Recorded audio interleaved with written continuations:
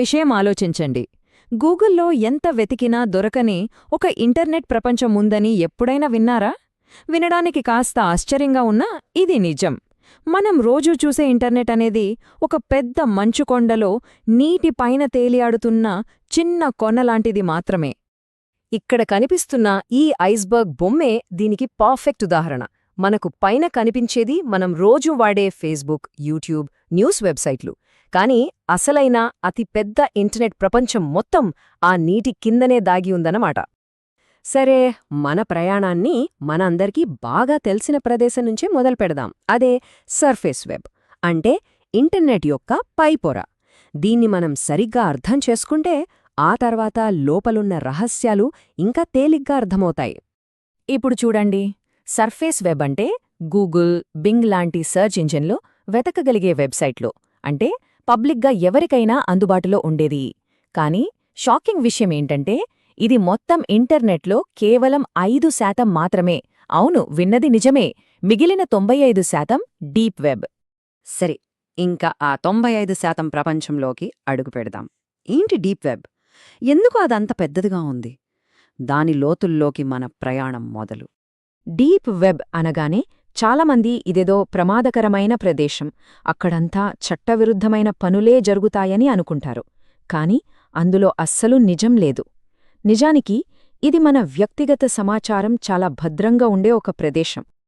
అసలు విషయమేంటంటే మనకు తెలియకుండానే మనం ప్రతిరోజూ డీప్ వెబ్ని వాడుతూనే ఉంటాం. ఉదాహరణకి మన ఈమెయిల్ ఇన్బాక్స్, మన ఆన్లైన్ బ్యాంకింగ్ పోర్టల్స్, మనం సబ్స్క్రైబ్ చేసుకున్న నెట్ఫ్లిక్స్, అమెజాన్ ప్రైమ్ అకౌంట్లు, మన పర్సనల్ ఫోటోలు దాచుకునే క్లౌడ్ స్టోరేజ్, ఇవన్నీ డీప్ వెబ్లో భాగమే. సో సింపుల్గా గుర్తుపెట్టుకోవాలంటే డీప్ వెబ్ అంటే మన సర్చ్ ఇంజన్ చూడలేని ఇంటర్నెట్ భాగం అంతే. ఎందుకంటే ఆ సమాచారం ఒక పాస్వర్డ్ వెనుకో లేక ఒక ప్రైవేట్ లింక్ ద్వారా మాత్రమే అందుబాటులో ఉంటుంది. మరి ఈ డేటాని ఎందుకు దాచిపెట్టాలి? దీనికి ముఖ్యంగా 3 కారణాలున్నాయి. 1, గోప్యత, మన వ్యక్తిగత సమాచారాన్ని కాపాడటానికి. 2, భద్రత, మన బ్యాంక్ డీటెయిల్స్ లాంటి సున్నితమైన డేటాని సురక్షితంగా ఉంచడానికి. ఇక 3, యాక్సెస్ కంట్రోల్, అంటే మనం డబ్బులు కట్టి తీసుకున్న సర్వీసులు మనకు మాత్రమే అందేలా చూడటానికి.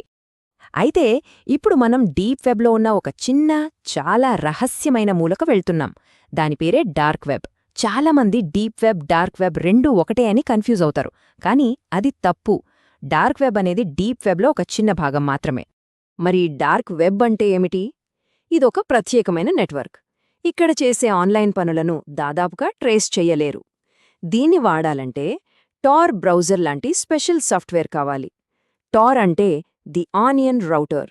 ఇక్కడంతా అనామకత్వమే ముఖ్యం. మరి అది ఎలా పనిచేస్తుంది? ఇది చాలా ఇంట్రెస్టింగ్గా ఉంటుంది. దీన్ని ఆనియన్ రౌటింగ్ అంటారు. అంటే మనం పంపిన డేటాని ఒక ఉల్లిపాయ పొరలాగా చాలా ఎన్క్రిప్షన్ లేయర్స్తో కవర్ చేస్తారు. ఆ తర్వాత ఆ డేటా ప్రపంచవ్యాప్తంగా ఉన్న ఎన్నో ర్యాండమ్ కంప్యూటర్ల ద్వారా వెళ్తుంది. ప్రతి కంప్యూటర్ ఒకే ఒక పొరను తీసేస్తుంది. చివరికది చేరాల్సిన చోటికి చేరేసరికి అది ఎక్కడ నుండి మొదలైందో ఎవరికీ తెలియదు. అయితే డార్క్ వెబ్ అంటే అంతా చట్టవిరుద్ధమైన పనులేనా? అస్సలు కాదు. ఈ చార్ట్ చూస్తే మనకు అర్థమవుతుంది. అవును, ఇక్కడ అక్రమ మార్కెట్లు ఉన్నాయి.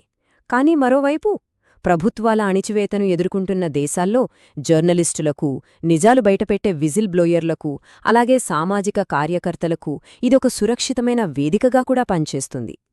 అందుకే అంటారు కదా, అనామకత్వం అనేది 2 వైపులా పదునున్న కత్తిలాంటిదని. ఒకవైపు జర్నలిస్టులను, మంచికోసం పోరాడేవారిని కాపాడే ఈ అనామకత్వమే మరోవైపు నేరస్తులకు కూడా ఒక రక్షణ కవచంలా మారుతుంది. సరే, ఇంత తెలుసుకున్నాక మనం సురక్షితంగా ఉండటం ఎలా?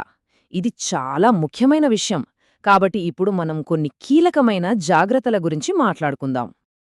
సో ఈ మొత్తం విశ్లేషణ నుండి మనం గుర్తుంచుకోవాల్సిన ముఖ్యమైన విషయాలేంటంటే, డీప్ వెబ్ అనేది మనం రోజు వాడే ఒక సాధారణమైన, సురక్షితమైన ప్రదేశం. డార్క్ వెబ్ అనేది డీప్ వెబ్లో ఒక చిన్న అనామక భాగం. ఈ అనామకత్వాన్ని మంచికి, చెడుకు కూడా వాడచ్చు.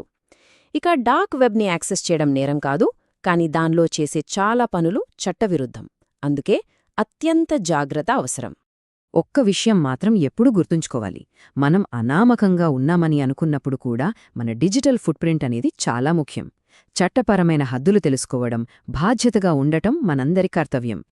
చివరిగా ఒక ప్రశ్నతో ముగిద్దాం. ఆన్లైన్ గోప్యత అంటే ప్రైవసీకి, ఇంకా భద్రత అంటే సెక్యూరిటీకి మధ్య సరైన బ్యాలెన్స్ ఎలా సాధించాలి? దేనికి ఎక్కువ ప్రాధాన్యత ఇవ్వాలి? ఈ విషయంపై ఆలోచించండి. మరో ఆసక్తికరమైన అంశంతో మళ్ళీ కలుద్దాం.